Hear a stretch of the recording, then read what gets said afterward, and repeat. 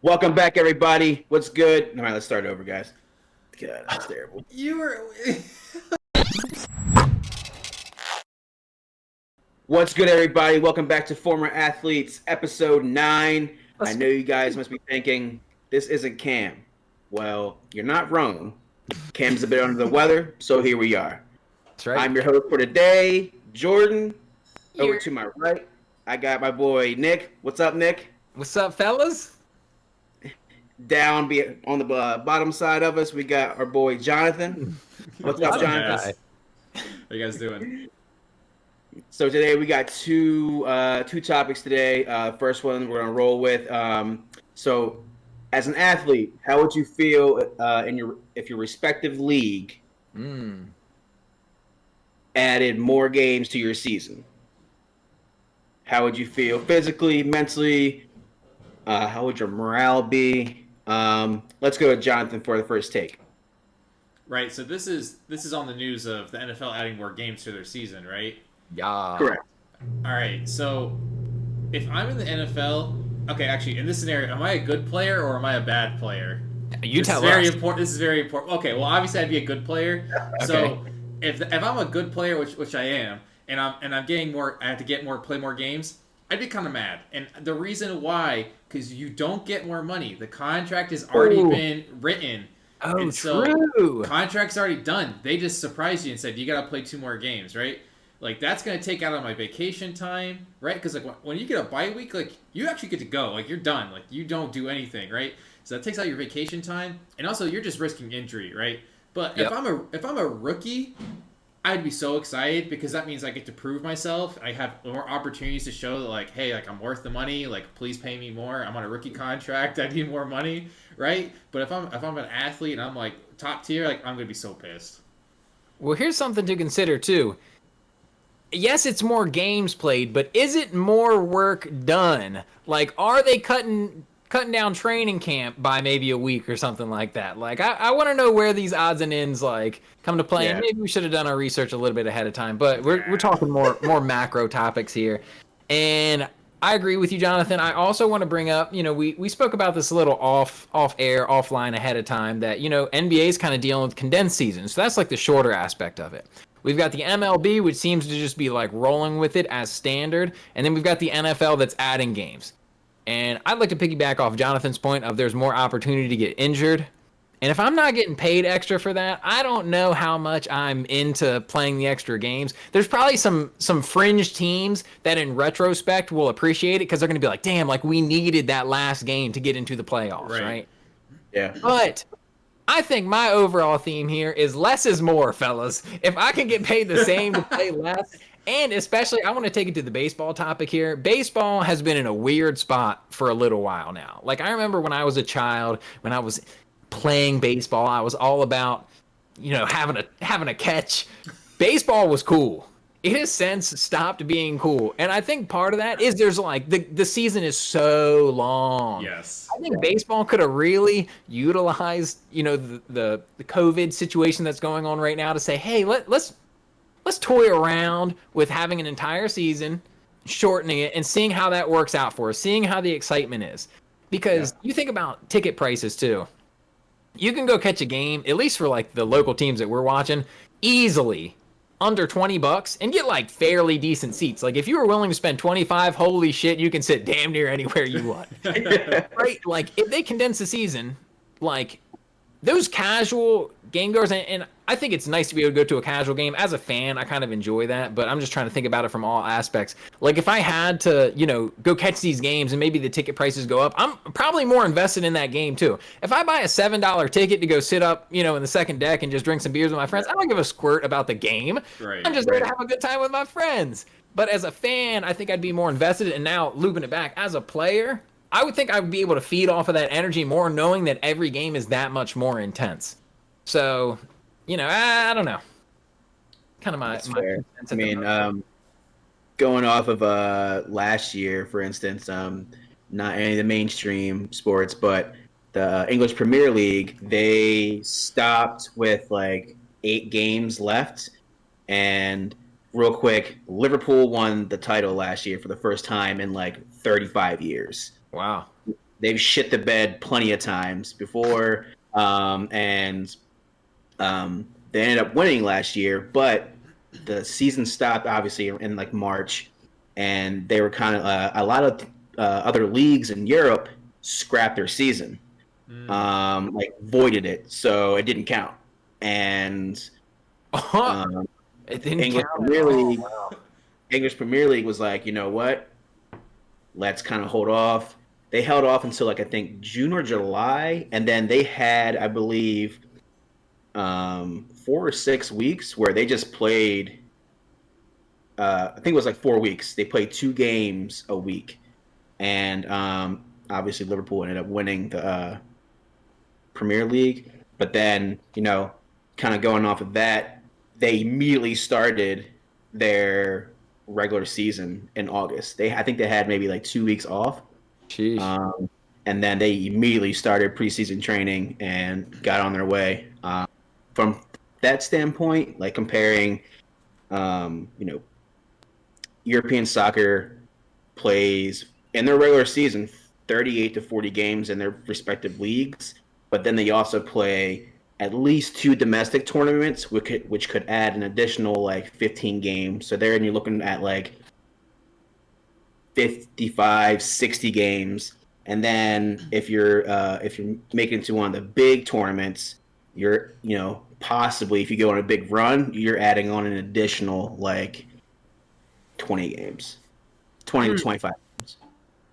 So coming from a soccer standpoint, and if I were a European player, I would 38 game plus possibly like 25 to 30 more games. I'm cool with. That's already a lot, and I think we see a lot of injuries when it comes to playing 3 to 4 games a week, or in 2 weeks. It's a lot. Playing 90 minutes, 4 times in 2 weeks. It's a lot of running. It's a lot of Well, seriously, Running. well, hey, it's a lot of run, bro. if they forced me to play, I mean, forced me, right? I'm getting paid to do it. But if they told me get out there and play, but then also this doesn't matter because everything's just over and like ruined because of COVID, I'd be pissed. I'm like, what do you mean this doesn't count? You just made me run around for nothing. Like, obviously getting a paycheck is really nice, but like the athlete in me would be like, are you kidding me? Like, you're gonna make me run around and just entertain, but then like that's it. Like, I'm not gonna try to win anything. It's just like, congratulations. Bro, as an athlete, like that's how I feel like you would have to be. I think a super competitor would definitely be thinking about it. And we're talking about these professional athletes, like they're going out there to compete. Yeah, I'm sure, within all the sports, there's probably random middle of the season games where they're not going 110%, right? But for the most part, like you're going out there to win. And the biggest difference where, look, I'm all for short and sweet. Like let's play as many games as has to be effective. And I'll tell a story in a second, but oh no, sorry, scratch the story. I'm saving it for later. Anyway, as an athlete, the one thing that I'd be most concerned with as a like former professional athlete and as a current athlete is where does this put me now in the record books? Because there's people that are good enough to play professionally.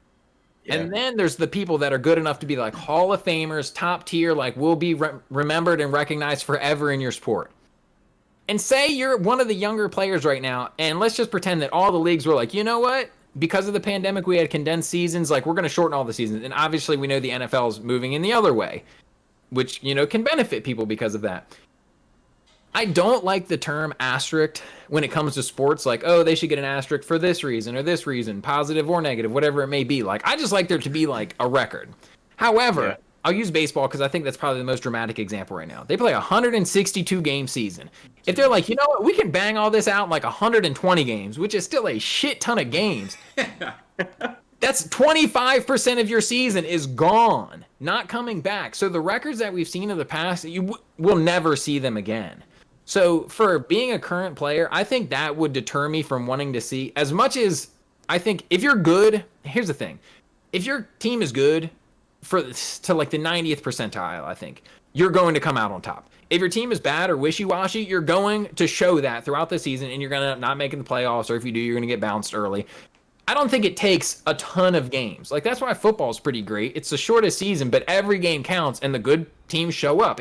But it's how that game works too. Playoff games are a single game, whereas baseball, basketball, it's a series. Is soccer a single game or is that a series? Depending on the play, like if it's in a tournament, so like for instance, the Champions League, you'll play a home game and an away game, and it's by goal aggregate. But then in like the smaller domestic tournaments, it's some are if you tie, they'll do what's called a replay, and it'll go to the other team's stadium, like home field, and then lost home field advantage because you tied. Right, yeah. And it's like the goal aggregate, like away goals count more than home goals. Interesting. Soccer's built different. Yeah, see, perfect. I'm literally sitting here listening to him explain this, and I'm like, soccer just got to be fucking different. Like, soccer got to do all this shit different than everybody else. But, I mean, it is neat. I don't know that would necessarily translate to the other major sports that we watch, but that is an interesting idea. Right. I'll say that. But, yeah, I don't know, guys. Like the tiers. You know, you have tier 1, tier 2. Like you have the major league, then you have your second league, third league, fourth league with a relegation promotion system. Jonathan said it best, bro. They just built different. Quite literally, the infrastructure of soccer is built completely different. But yeah, I don't know. I think if I was a current player, say you're in I don't know, with the Chris Paul is like the president of the Players Association. That's what it is. If you're like in the Players Association, if I'm one of those guys, I'm probably voting to keep everything the same. Like, of course, the pandemic has thrown things off, so I would understand, if there's a couple wonky years mixed in, and there's been lockout seasons, and I'm pretty sure like every sport at this point. So you get those one-off seasons, but for the most part, especially if I'm a good player, I'm gonna play not necessarily because I want to have to go out for the entire length of the season, but because I want to be able to put my name up in the pantheon of the greats, and you're going to need all that time to do it. Yeah, that's definitely fair, but I think there's, I think we've already seen a whole lot of rule changes over the course of, like for a lot of these different sports, right? Like if you go to basketball, right? Like there are players who've scored like 100 points, and like that's almost near impossible in today's game, right? And True. And so it's like, yeah. It doesn't discredit all the players who are like like Devin Booker getting how many points, like 70, 80, right? And it's and it's like, okay, great. You're not doing what that guy did. It's like, well, yeah, but if you took that player and put him in today's league, he's probably not getting that many points, right? There's a whole lot of rules that kind of stop that from happening. It just played differently. The officiating's different. So I definitely think that's fair. The one thing I would be concerned about changing like the length of games is that, like, if you're in the MLB, there are so many games. So, like, and, like, even in the playoffs, like, it's a series, right? So I would say, like, the best team would always win, right? I mean, unless you're cheating, right? But whole other subject. Unless you're cheating, right? Like, the best team should always win, right? Same thing for, like, basketball, right? It's a series. But the thing that would really piss me off would be, like, the NFL, right? Where you could lose over, like, one call. And it's like, well, if we ran that back, I guarantee you, like, the other team might have a chance of, like, winning it, right? Yeah. And so I could see how adding more games in NFL would be beneficial just from a best team wins standpoint, because you don't have to worry about, this team just kind of squeaked through and, like, that's it. You only get to play one time. Like, that's it. We're done, right? So I think, it definitely allows for some opportunities for some rematches or for opportunities to say, like, the best team will always win. Yeah. I think it's easy to say with more games, too, you have the opportunity to get injured more, which is true, but I also think it gives you longer to heal prior to the playoffs as well. Because, there's so many... That's like the opposite angle I was thinking about. I'm like, you could get hurt, but, that's with every sport. But, two, it doesn't put so much of an emphasis on, like, returning back so quickly. Right. When you're like, well, shit, I got this extra week. Like, we've got one more game. And once again, if you're a good team... If you are a good player, you might not necessarily be on a good team, so they might need you. But at the end of the day, like, how far is that going to get you, especially in playoffs when people are really, like, honing in on certain teams and certain players? But if you're a good team, you're like, hey, we got this extra game. I know we already got a lock in the playoffs. Like, let me heal my body a little bit longer so I can really be full force. And as a fan, I want to see full force at the end of the season. So that could be a good spin as well. I got one funny thing I want to add though. Imagine a shorter season and your Boogie Cousins and you get suspended from games without pay. Can you imagine how like can you imagine how much differently players would be acting if it's like it's a 4-game season, you mess up, you lose a quarter of your salary. Season. 100 game season, however many game season, right? Can you imagine? It's a lot shorter. This is worth a lot more money than what you think it is, right?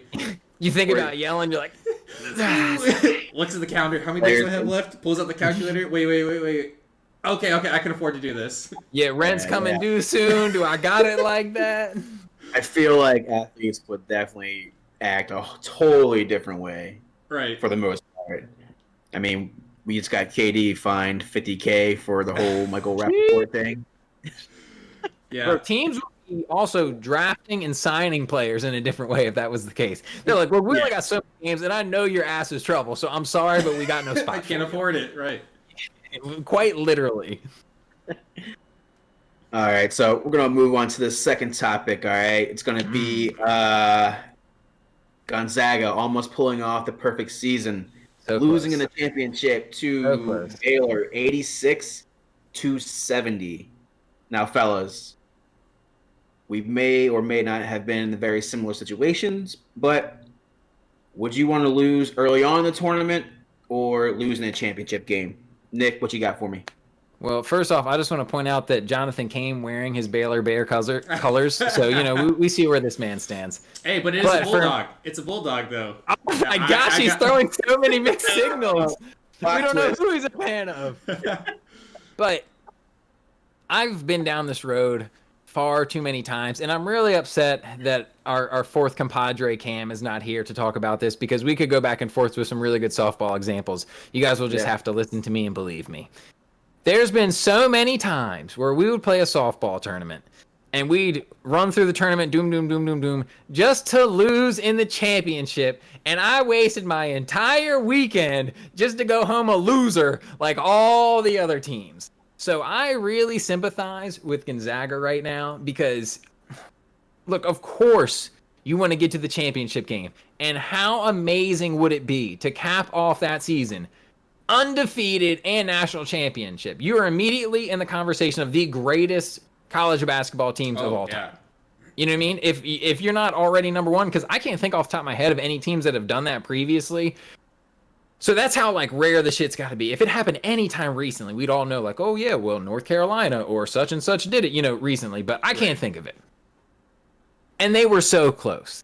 But to get that far and then lose, what a heartbreaker. You don't know what defeat tastes like until the last game of the season. I would much rather, going through the experiences that I've gone through and knowing what I know now as a wise old former athlete, I would much rather have lost earlier in the tournament. It sucks and it doesn't give you any bragging rights to be like, well, we made it to the championship. But at the end of the day, what athletes are going around bragging about, well, we made it to the championship? Nobody gives a shit. You know what I mean? You either win or you don't. So I'd rather lose early round. And even on top of that, I'd rather have taken a couple licks earlier in the season so that the build up towards it, the anticipation, which could have been, I'm going to be honest, I didn't watch that game. I'm sorry, guys. I've seen the highlights, but that's it.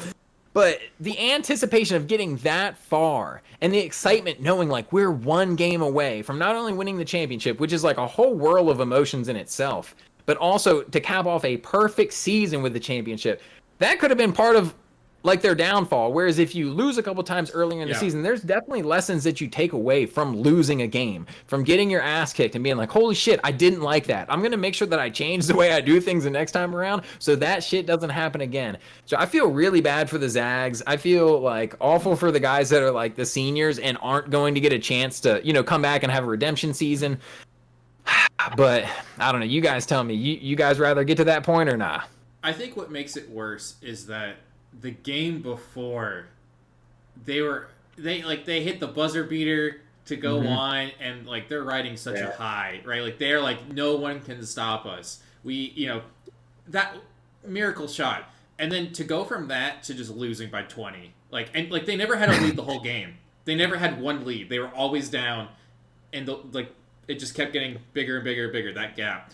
I would be so upset. I mean, I don't know if I'm going as far as you, Nick, to say that like just get me out earlier, because I mean some of these young players are like, if you're winning a perfect season, right? You got some scouts looking at you, right? So Sure. if you got all the lights on you and you can show that you're built for the NBA, like you take every opportunity you get.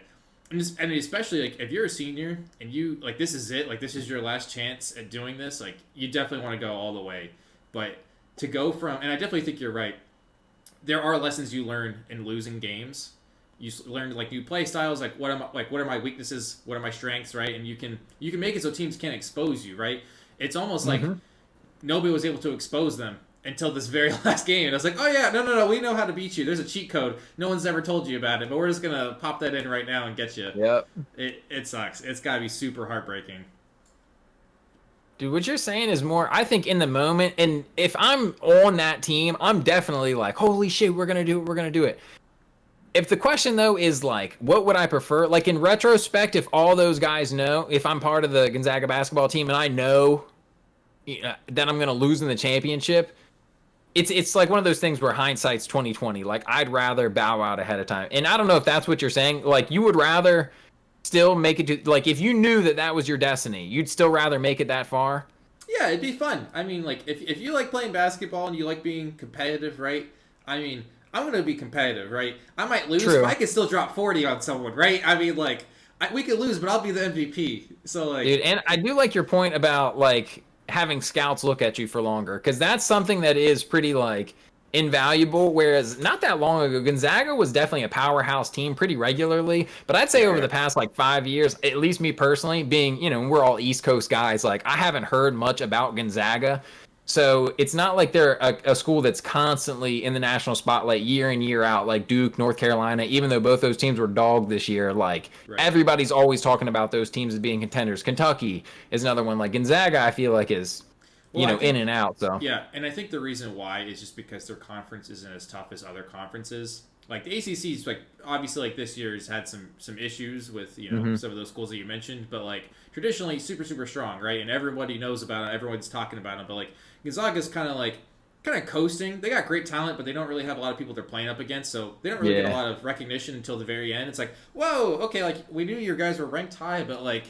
Why? Like we didn't know why, and then your team gets blown out by like 20. And it's like, oh, that's why they're ranked high. Okay, I guess they, it makes sense. But no, I definitely get what you're saying. Yeah. As an athlete, I definitely I wouldn't want to lose early because I feel like especially as a 1 seed, right, or a 2 seed even, like you're coming in. I mean, I would have rather, like going back with you said, Nick. I would have rather lose a few during the regular season and kind of like, okay, that doesn't feel good. Let's not fucking do that again. As well as like, we know how to not know how to lose, but it's kind of like, okay, well, you know what? We don't need to do that anymore. Right. Let's get on a hot run and keep it moving. But I wouldn't want to lose as a 1 or 2 seed early on in like the Sweet 16 or That's earlier. a great point. Even knowing that that's your fate, that's what I want to keep steering it back to. Like not going into this blind, but knowing that that's your fate. All right, you guys are more noble than like if I know I'm taking the L, I just want to take the L and get out, bro. Like let me just like take my L and die. I'll throw you a quick story from high school. It was my sophomore year. Everybody get your popcorn. Story time. Oh boy. Sophomore year, first year in varsity, starting goalkeeper.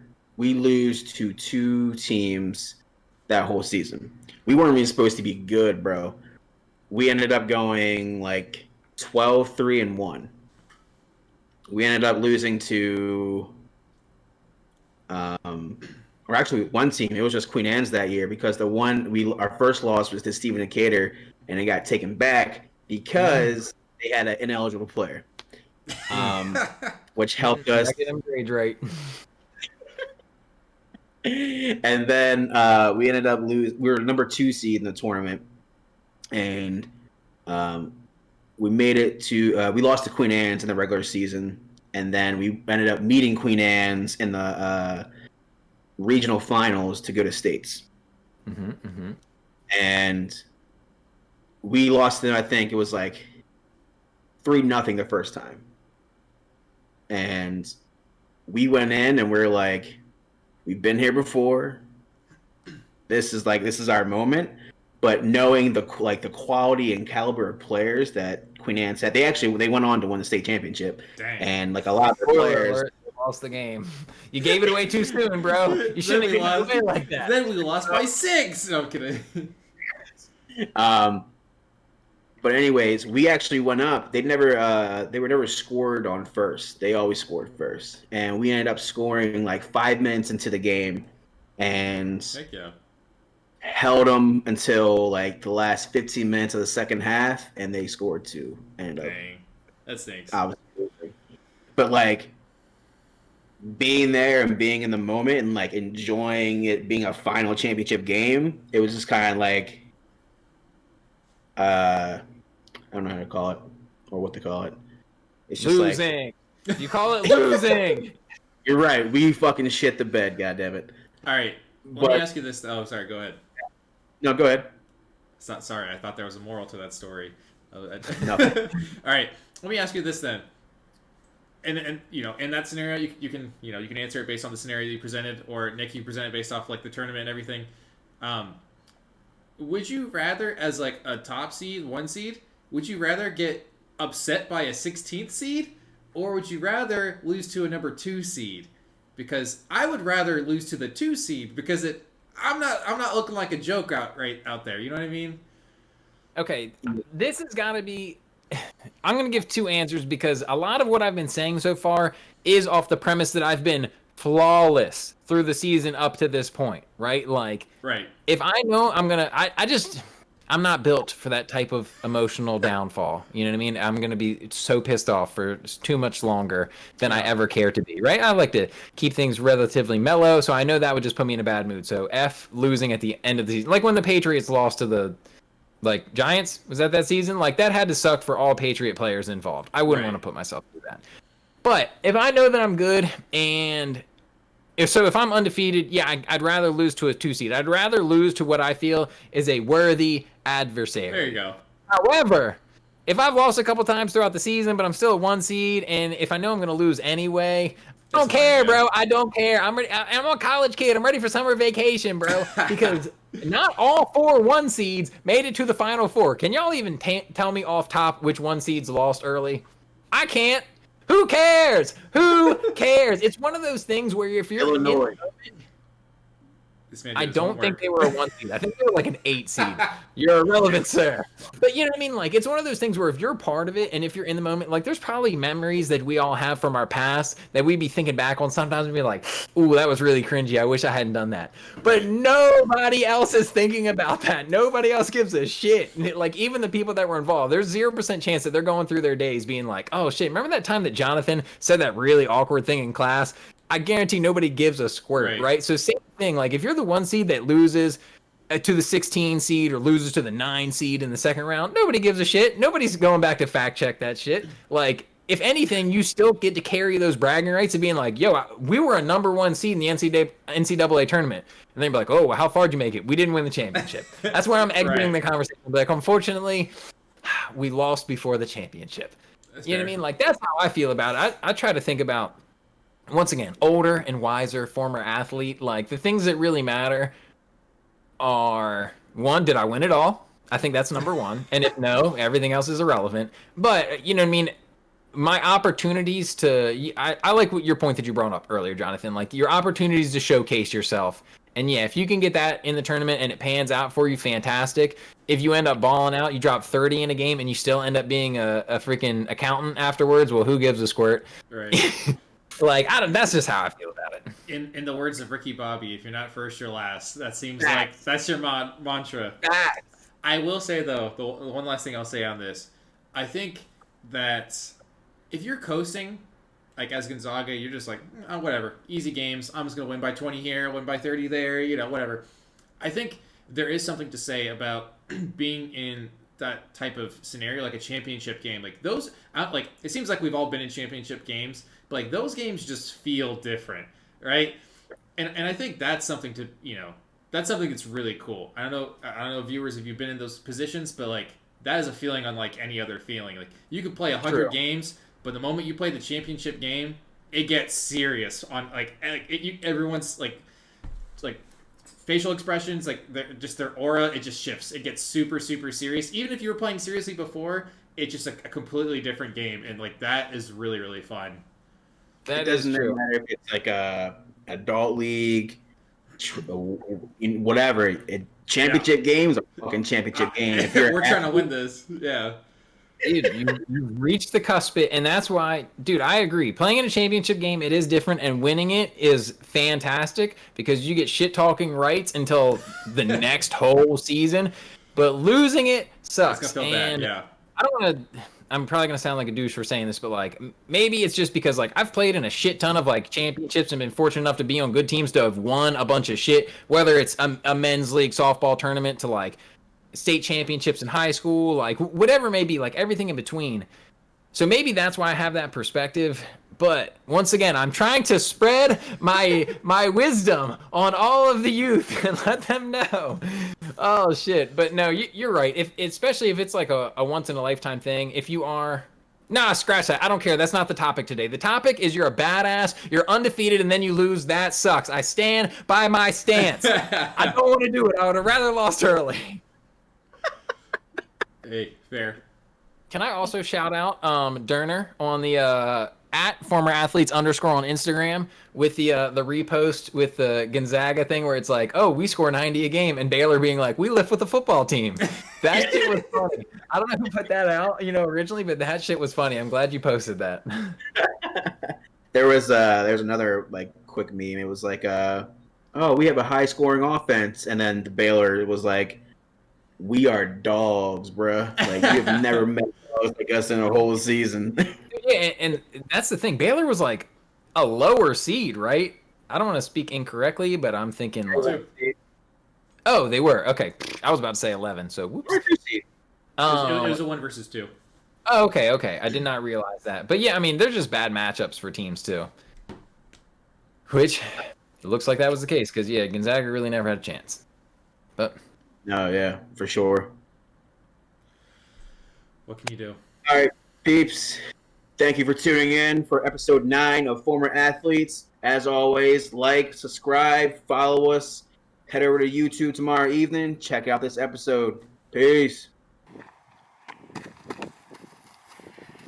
Thanks for watching Former Athletes. Like, subscribe, follow us on social media, and we'll see you next week.